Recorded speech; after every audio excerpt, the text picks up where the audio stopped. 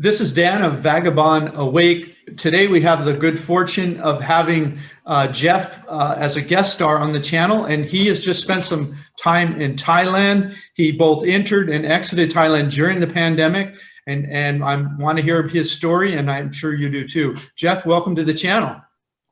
Thank you, Dan, and it's been a real pleasure watching all your videos, and it's a real pleasure to get to meet you in person and finally here, or sort of in person on Zoom, of course. Yeah. Well, welcome aboard. So I can just start off and tell you about how we decided to go. Yeah. I've been going to Thailand since I had a business that had customers in Asia, and I used to visit Singapore, Thailand, Hong Kong, and the Philippines fairly regularly to see customers for the past 15 years. And I had made a lot of friends, and while we had that business, I was going there about 4 or 5 times a year, and I got into the practice of getting over my jet lag in Bangkok in particular, because it's so centrally located to visit those places. And it's a great city with everything from Thai food to any kind of Western food, and quite cosmopolitan. So I sold that business in 2018, and I actually had intended to simplify my life and then look into retiring in Asia, either in Thailand, or I'm actually interested in exploring Malaysia and the Philippines for their retirement visas. But I have a couple of pals who have condos in Thailand, and all of them got stuck here. So when the pandemic happened, and that's what happened to all of us, we were all stuck here and we couldn't go. So when the vaccines became available and we could get vaccinated, we were early in that process. And one of my pals got back to Thailand in February, and he went through the whole Thai elite visa thing, and he actually showed me what was required, and I started jumping through the hoops, and then I just finally said, nah, I'm not going to do this. And so we kept waiting it out to see what would happen. And then we heard the announcement about how there was going to be a 7-day quarantine for vaccinated tourists starting on April 1st.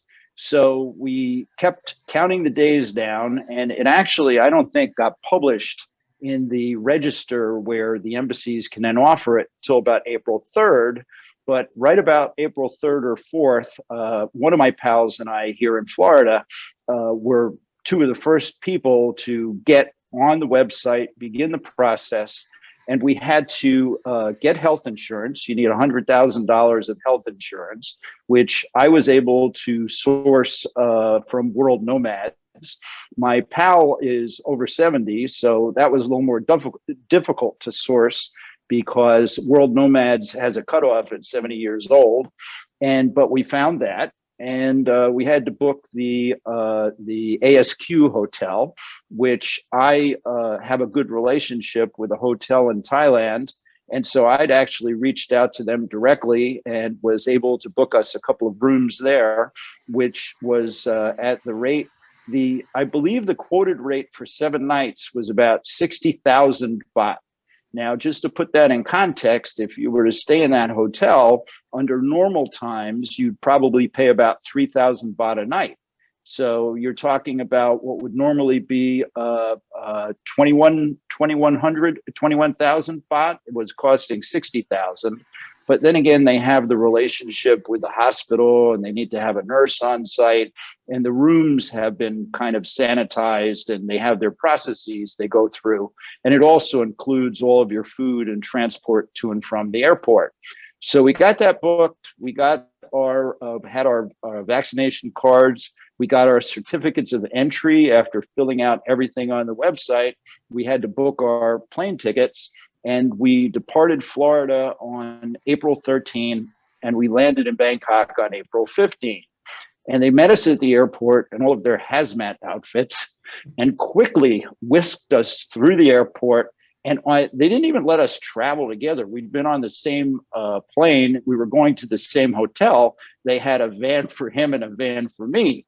So or maybe it was a car, I don't recall, but independent vehicles. So they put us each in our independent vehicles, and they whisked us to the hotel, right into our rooms.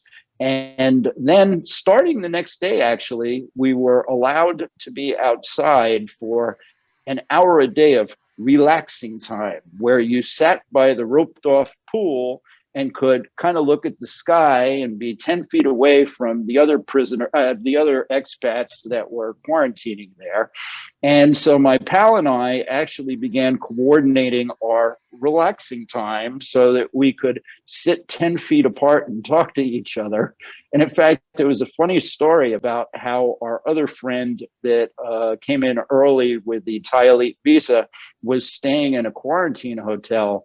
And there was a different one. And there was a Hungarian guy there that didn't speak much English. And of course, in Thailand, they're generally pretty good with English and of course with Thai, but they couldn't communicate. And the first time they took him outside for his relaxing time, he jumped in the pool.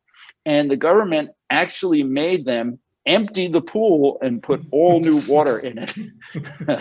But they had it roped off where we were. So, you know, we just sat there, we'd chat, and each day we would get a little bit more brave, and we would get a little closer to each other. And then there were other expats there that we would get a little closer to. And the hotel seemed to not be too diligent in policing us as long as we didn't do anything too outrageous. And it was only 7 days, which was our criteria for being willing to come back. So 4 days into it, they give you had to have a COVID test when you arrived. And then 4 days into it, they gave you another COVID test. And then even though we tested negative for COVID, they still kept us for 2 more days for good measure. And then we were actually all going to have breakfast together. Our pal that was already in Bangkok for a couple of months, and my friend and I, who had quarantined because we're all friends. And our plan was to go down and have breakfast on the day they were going to let us out, and then go back up and pack our stuff. So, of course, a half hour before we were going to have breakfast, they said, oh no, once you leave the quarantine room, you cannot come back. So we had to quick, pack up and then just head down and have our breakfast. And then everybody kind of scattered at that point. So that was, we arrived on the 15th of April, and that was the 22nd of April. So my pal that I had traveled with has an apartment down in Jomtien, and he'd not seen his girlfriend down there for over a year. So he instantly, you know, scurried down to there. And I was staying in Bangkok in the same hotel, but I went from my ASQ room to a real room. And my other pal has an apartment in Bangkok that he hadn't been able to get to for a year. And then once he got back to it, he had to have it carefully cleaned, because while it was shut for a year, it developed some mold from all of the moisture from the humid conditions in Bangkok. So he had done that, and we were having a relatively normal life in Bangkok from the 22nd until the 30th. Now, to put things in context, Thailand had been completely shut down since about March of 2020. And that was when, I have another friend that left because he had business in the States, and he came back to the States, and his wife is over there, his condo's over there. They have a house in the country, and he had business in California. And he came home either the end of February or early March of 2020, and he just couldn't go back. So they shut the borders, and if you were there, lots of people were just stuck. And if you were out, you weren't coming back without really going through a very rigorous process, if you could do it at all. So the country had been locked down, and for some reason, they decided to allow people to have their Songkran holiday, which was just about, it's early April, and it ended on the 22nd. The holiday ended the last day that we were in quarantine and got out of quarantine. And that was the holiday where they had their super spreading event.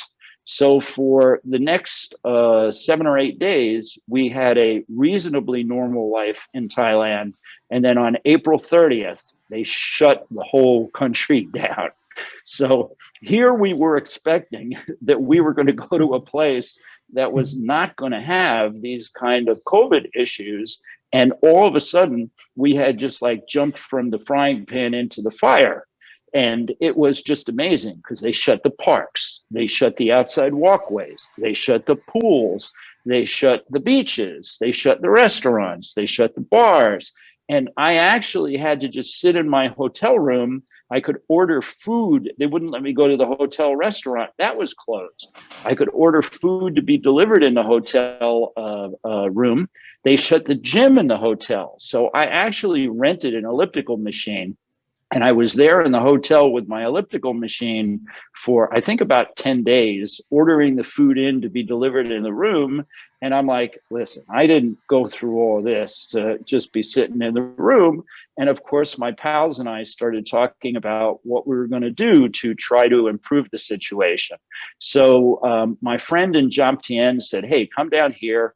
The little boutique hotels are, if it's only a few rooms, they will allow you to use the gym, and there are a few restaurants open, things like that. So, and by the way, you couldn't just know that you could go down to 𝗏𝗢𝗄 without coming back. There were documents required on the roadways if police stopped the vehicles. So I actually have a taxi service that I've used over the years. And I reached out to the taxi service and said, look, what are we going to do if I go down there and we get stopped? And she said, no, we have documents, and don't worry about it. We'll get you down there and we'll be able to get you back if that's what you want to do. But I decided to take all of my things out of the hotel in Bangkok just in case I couldn't get back to Bangkok. So I went down to 𝗏𝗢𝗄, and yes, it was a little bit more open. I have pictures, though, of the beaches in 𝗏𝗢𝗄 and Pattaya, and there is nobody. And if you've been to Pattaya before, you know that the beaches are always crowded. There's all kinds of tourists. Oh, and I should mention, all the little shops were closed. All the little, you know, where they sell the stuff. Obviously, the massage parlors were all closed. Almost everything was closed. It just looked like, you know, a war zone almost. So we were down in 𝗏𝗢𝗄 for 4 or 5 days. And yes, we could kind of surreptitiously use the gym. And yes, we could kind of surreptitiously go to some restaurants, but it was not life as we know it. And I'm friends with the people in the hotel where I had been staying in Bangkok. And it turns out that the restaurant manager's brother worked in another hotel in, I believe it's pronounced Hua Hin. I've heard it pronounced Hua Hin and Hua Hin on the other side of the Bay of Bangkok. So in normal times, you could take a ferry or actually a little plane flight to get from one side to the other. But of course, the ferries were shut. In fact, we, for a moment, thought we were going to get lucky and be able to get a ferry because I went on the website and it was bookable until I looked, and it was bookable for October, not for, you know, I guess that was May at that point. So we took the car service. Now it was, you basically had to backtrack all the way back through Bangkok. They go a little south of the city to miss the worst of the traffic. And then another equal distance south on the other side of the Bay of Bangkok to Hua Hin. And we were staying at this resort there. And the resort, I believe, has about 250 rooms, and they had occupancy of less than 10%. Now, I was joking with friends that this is amazing because here I'm having a Richard Branson $100,000 a day private island experience, because I would go out on the beach in the morning for an hour walk and I wouldn't see another living soul. I would go jump in the pool after my beach walk and there'd be nobody there except for the people cleaning the pool. I'd go to the restaurant for breakfast and it was almost completely empty. I would then go to the gym. I had the gym almost to myself. And it was just unbelievable, except that after 4 or 5 days of that, you know, it gets kind of lonely.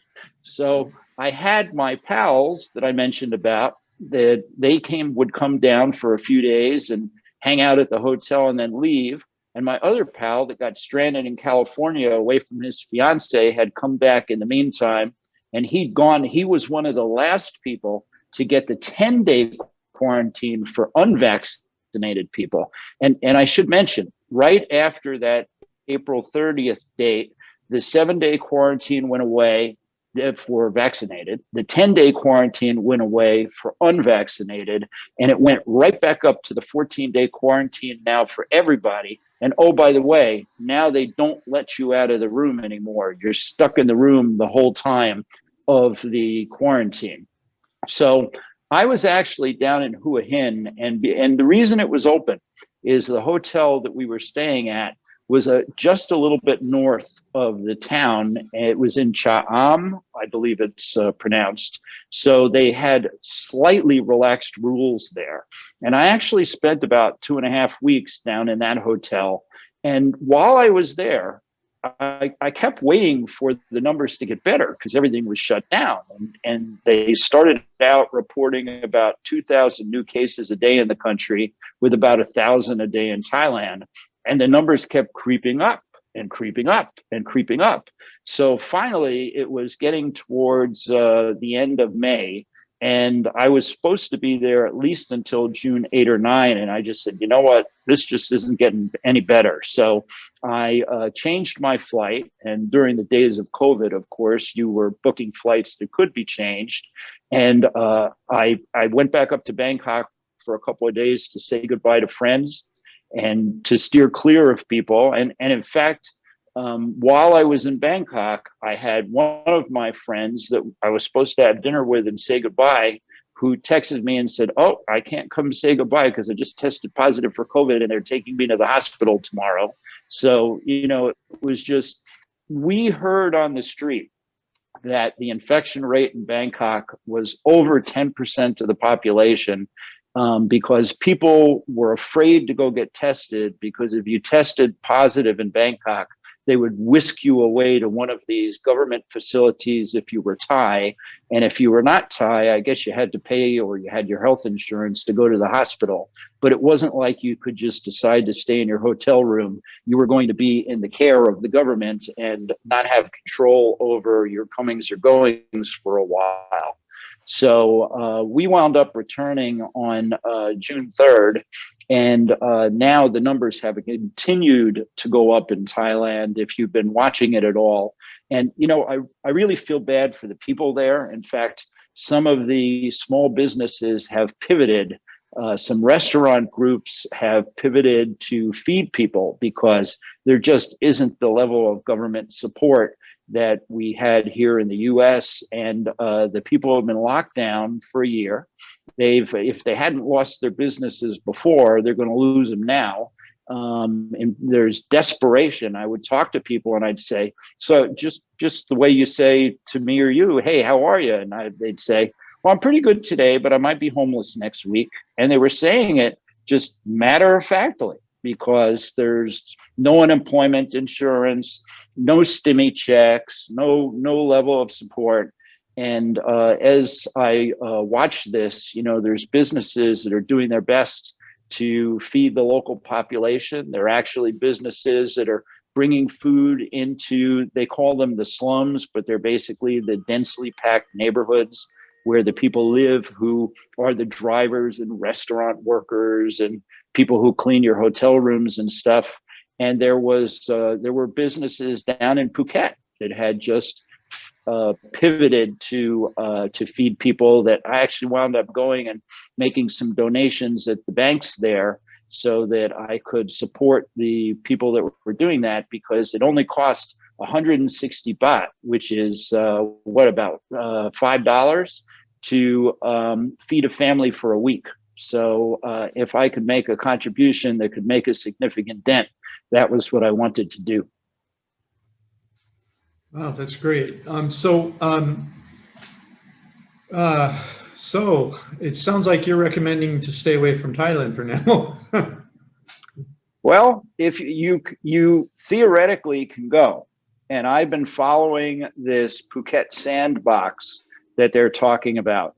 But now if you go, you are going to have a 14-day quarantine. You have to jump through all the hoops. They haven't yet published it. It's supposed to be as of July 1st. It needs to be published in, I think they call it the Royal Gazette, before the embassies can actually offer the process. And once it happens, you will have to have an app on your phone so they can track you. you would only be able to stay on Phuket. I believe they've increased it. It was going to be a week originally, and I think now it's 2 weeks. I misspoke before. You're not quarantined in a hotel in Phuket. If you go in with the sandbox, you're quarantined on Phuket. But there isn't a whole lot of clarity as to how much freedom you would have to travel around the country. And I guess part of it matters on your individual circumstances and what it is you'd like to do, because as they say over and over again on the different blogs that I follow, you're never going to see Thailand like this ever again without having hordes of tourists and crowded places to go see if they're open. But the problem is everything's closed. The shops are closed. They've gone out of business, and they're not going to miraculously be able to open up again. In fact, you know, all of the nightlife that Thailand is known for, many of the workers just went home to the countryside. So even if they start letting tourists in again, I think it's going to be a trickle. And I think people are going to discover that there's really not very much to do there. You know, yes, you could go see some of the tourist sites. Yes, if you go to some of the islands where people like to go swimming and whatever, if you can charter a boat to get there, you'll find that it won't be crowded. But if you're traveling with a significant other like you do, when you're traveling around the world, that would be one experience, that you'd have the place to yourself, but you wouldn't have the same range of food options or entertainment or anything else. But if you just want to be in a quiet place and see the sights without tourists, you can go. On the other hand, if you would like to have a more varied experience and you're a single guy like me, you know, they're really, unless you are traveling with friends or friends that come to visit, like I had friends coming to visit me in that resort, there's not much to do, and you'll be able to catch up on your reading and whatever else you'd like to catch up on. But it's very quiet. It's a different life. And when we initially planned this trip, our hope was that Asia was going to continue to loosen up, because we thought that Thailand was going to be the first to loosen up, and then maybe we'd be able to go to Malaysia or to Singapore or to somewhere like that. And now it's not just Thailand that's having a COVID wave. And by the way, I think the reason I'm not a scientist, but it seems to me that they were so successful in keeping COVID down for a year that now that these variants are out there that are said to be much more transmissible, that the variants have a native population that just has no immunity. See, had they gotten vaccinated in the meantime, then it would have been a completely different situation, but they didn't. So here we have 70% vaccination rates in the US, or we're approaching 70%. The same, I think, in the UK. In Thailand, I doubt it's much more than a few percent at this point. And they're scrambling now to try to get on top of that, but they haven't. So when the more transmissible variants of COVID managed to get into Thailand, then it just spread like wildfire. And part of the way it got in is, you know, there's a civil war taking place in Myanmar right now, which has a border with Thailand. And for some odd reason, the citizens there don't like being shot by their military. So they're streaming across the border into Thailand, and they're not giving them COVID tests. And then you have illegal workers that come in from the southern border in Malaysia, as well as from Cambodia and Laos. And those people, if they're just paying off or sneaking across the border, they're not getting COVID tests. So it's actually interesting that when they have this COVID wave that takes place, the only people the government can target are the tourists. So they crank everything down on the tourists. But we've gone through all the process. We're vaccinated. We've been tested. We're not where the COVID's coming from.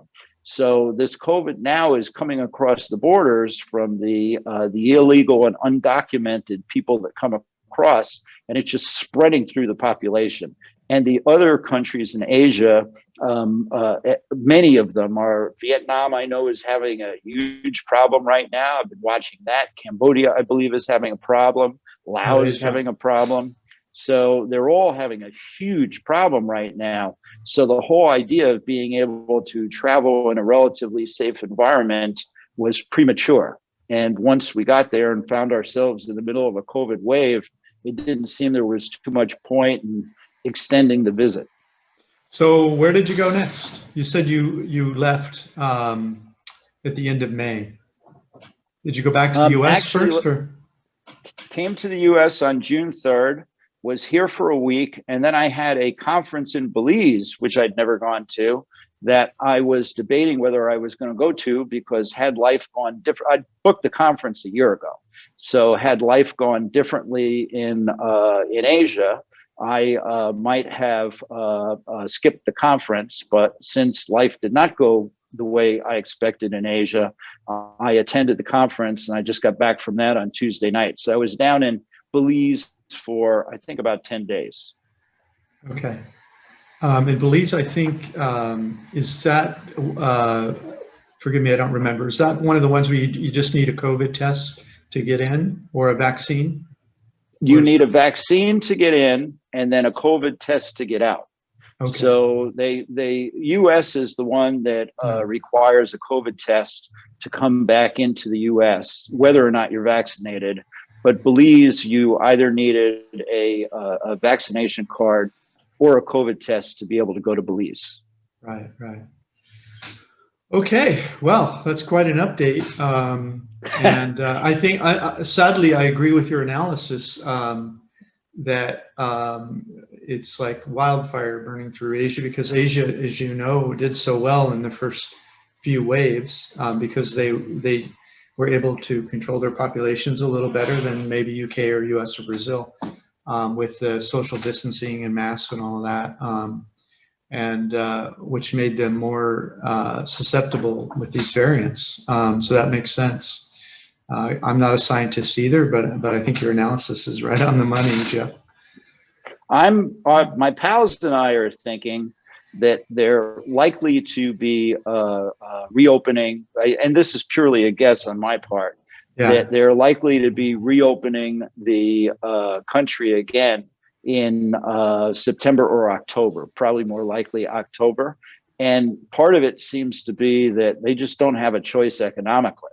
So we'll have to see what the COVID numbers are doing by then, because of course, one hears different reports as to how effective the vaccines are against the variants. In fact, they're talking now about this, the primary COVID infections in the US, they expect to be this Delta variant in the not too distant future.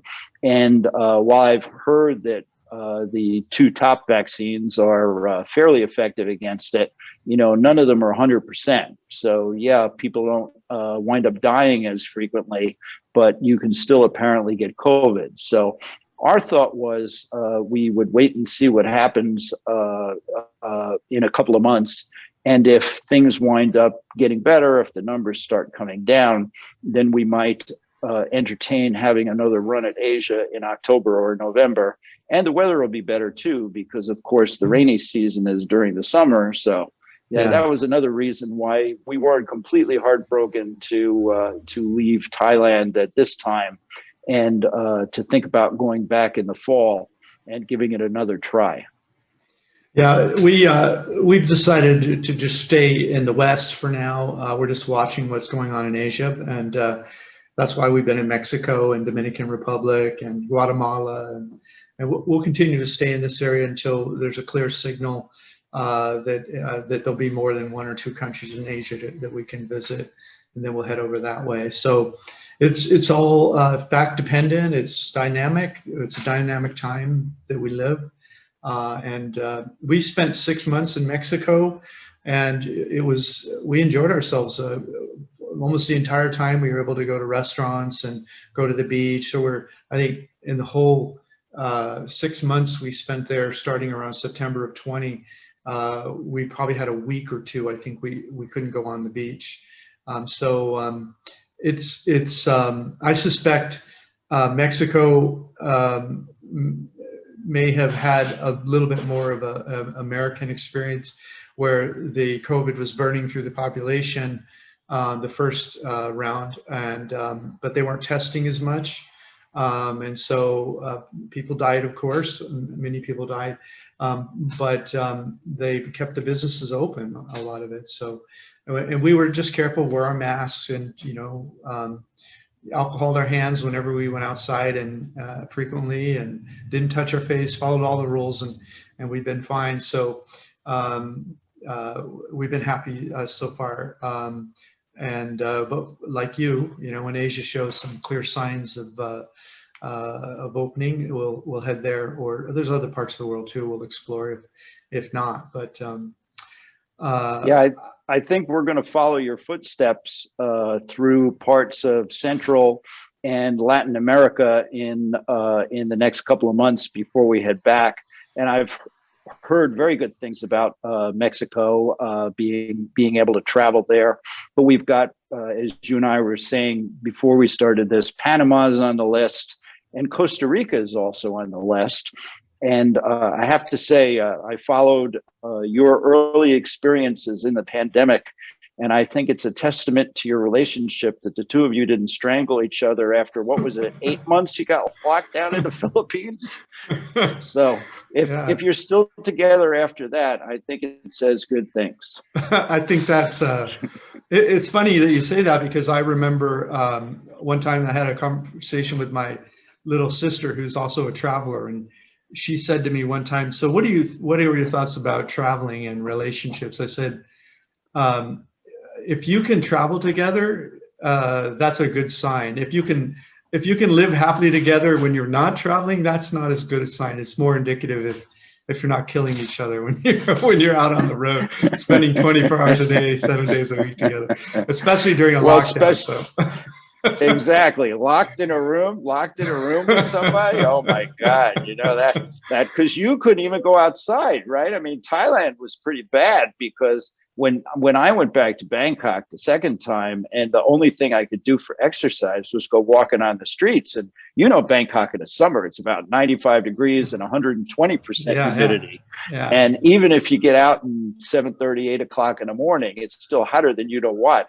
And oh, by the way, you had to wear a mask everywhere, even if you were outside just on the streets. Yeah. I think they, were monitoring you if you stopped in the toilet and make sure you were wearing a mask. But it was just, it's just Big Brother was watching everywhere you went. And you couldn't get out in the Philippines. So, when you get into one of those situations, it's not always a whole lot of fun. Yeah, we were allowed, there was a long time, it seemed like maybe 4 or 5 months of that, 8 months, where we could only leave the house for 3 hours or 4 hours twice a week, and only to go to the store to buy food. So it was, Asia took it seriously, and maybe that's why they had such low infection rates for the first year. And like you said, that's why they're more susceptible now to these variants, because they haven't, their body hasn't seen any, it's just a huge open population these variants can attack. So, well, if it makes you feel any better, it wasn't that much fun here in the US from March until about December. So depending upon, at least we were fairly rigid about trying to avoid unnecessary exposure. But for instance, my pal and I, who traveled to Thailand together, live not too far apart from each other here in Florida. So for the first month or two, I was a little more paranoid than he was, but we both, were pretty much staying inside. And then it just got to the point where we would go to a little local outside restaurant that had outside tables, and we'd be sitting 6 feet apart and having our dinners together. And at least you could do that, once a day, several times a week. But otherwise, it just wasn't a whole lot of fun here in the US either. And I'm hoping that the vaccines will continue to help us have life return to normal. Yeah, it was, I hadn't stepped foot on an airplane. I was executive platinum with American for 15 years, traveling all over the world. Not that I do that with one airline anymore, but I was on an airplane every couple of weeks, if not more frequent. I was not on a flight from January, I think it was 4th or 5th of 2020, until I got on that plane to go to Thailand on April 13 of 2021. So 15 months not on a commercial airliner. And I must tell you, for somebody who's second home, my friends used to joke that I was like George Clooney in that movie about the guy that was always on the airplane. And for somebody that used to have that kind of a lifestyle, I stepped on the plane. I'm like, wow, this is really weird. You know, haven't been on a plane for 15 months. So it's, and you hadn't been doing that much traveling on airplanes either. So I remember when you guys had your hazmat suits and all that other stuff when you were getting on the plane. Yeah, now we just wear the required materials now when we fly. So just the mask. Well, Jeff, it's a joy to meet you, and thanks so much for taking the time to give a detailed analysis of your experience in Thailand, so other people have a more informed, more information when they make a decision of whether or not they want to go. It's a joy to meet you, and hopefully we'll get to chat again soon when we're both able to fly wherever the hell we want, whenever we want, and stay for as long as we want. It was my pleasure to meet you, even though I feel like I know you already after watching all of your videos all along the way. And I hope that our paths will cross somewhere in the world in person in the not too distant future. Me too, Jeff. You have a great day. Thanks for coming on the channel. Really appreciate it. You do the same, Dan. It's been my pleasure. You take care. Hey, if you liked our video, please like, comment, or subscribe. Any of that would help our business. Thanks so much. Thank you so much. Click the link in the notes below this video to get a copy of this content. Plus, grab a free copy of my ebook, How I Fired My Boss and Traveled the World for 13 Years. While you're there, check out our catalog of retired cheap reports all over the world and our hobby income course that we just released. Thanks so much.